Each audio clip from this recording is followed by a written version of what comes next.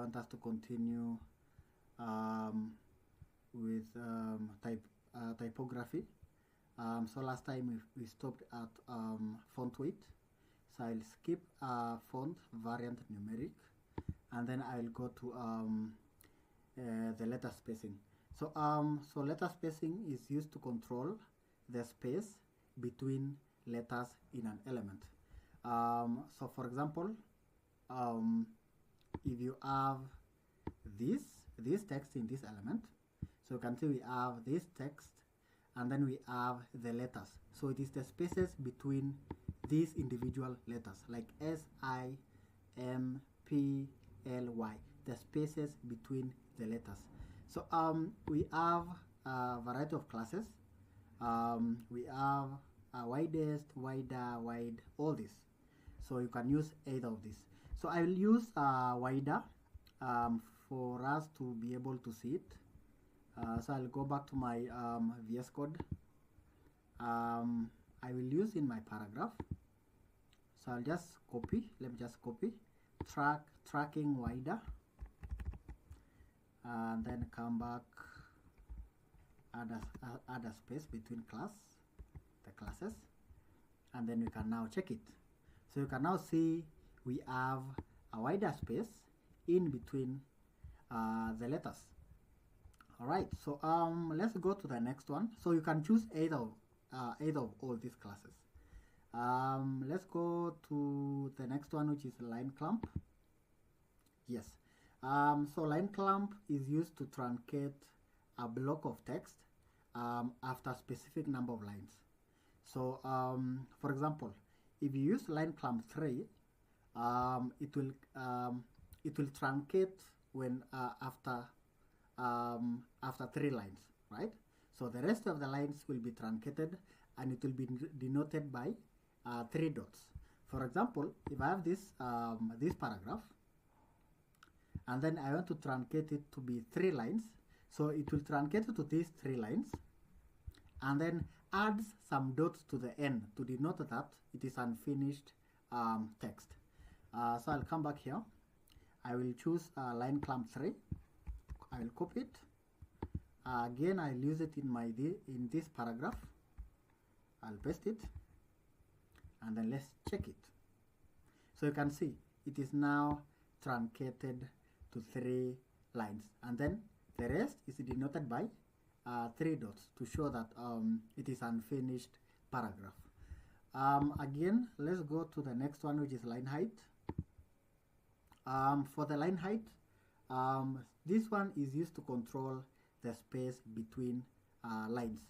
So for example, the space between this line and this line and this line, yes, that is the space that we are trying to control by using line height. So we have leading 3, leading 4, leading 5, leading 6, all this. So for me, let me just use leading 8 and then come here. Let me just put this one side to side this way, and then I'll say leading 8. So you can see the space between these lines is now increased. So that is about line height. So let's finish with list style image, this one. So for this list style image, it is used to control the marker of images for list items. So if you have some list items and you want to have some images, right, in between, in every list item, you can use list image. So for example, I can copy this just the way it is, and then let me just copy the way it is, all of it. I'll come here, paste it, just replicate the list here. Sorry for that. At least to have 2 items. So you can see now we have the 2 items, but now the image, remember this image does not exist. So I have an image inside this images folder. So I'll just come to this part, and then I'll say dot slash images to access it, slash images.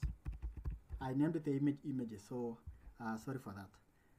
So I'll just remove these empty classes, and then you can see it is probably not showing. Let me just remove this one, and then let's check. Dot slash images slash image.png. Okay, so let me just add some padding left of maybe 40. It is still not visible. Slash images. Oh, it should be slash images again. Sorry for that. Yes, so you can see it's actually showing. I had to add this padding left because if I don't add it, it is not visible. It is actually way far left. So I'll just add padding left. So remember, these images you cannot resize them here. The only way you can resize it is outside, unless you decide to add an image individually to each item so that you can be able to resize it. So that's how you can add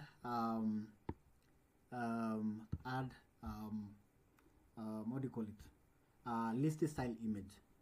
And then again, let's finish with list style position. So list style position controls the position of the bullets or numbers in the list. So let me just remove the image for now.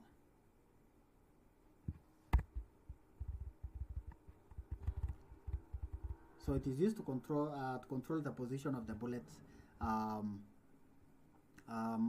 bullets in lists. So for example, you can see this one the way it looks like.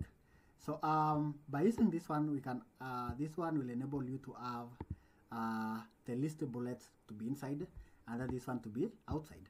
So for example, let me just use class, and then I can say list outside. So let me just say list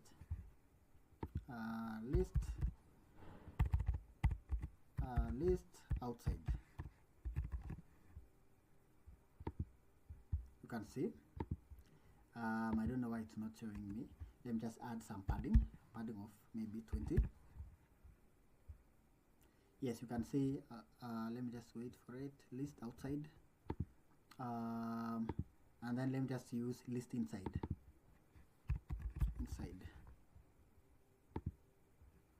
Yes. So I don't know if this one will enable you to see it. Yes, but actually the purpose of this is to show you something like this, right? Using the list inside will make the bullets to go inside, right? Yes, and then for the list outside, will make them to move outside of that that element. I think that is that's all for now. We'll continue the list style type in the next one.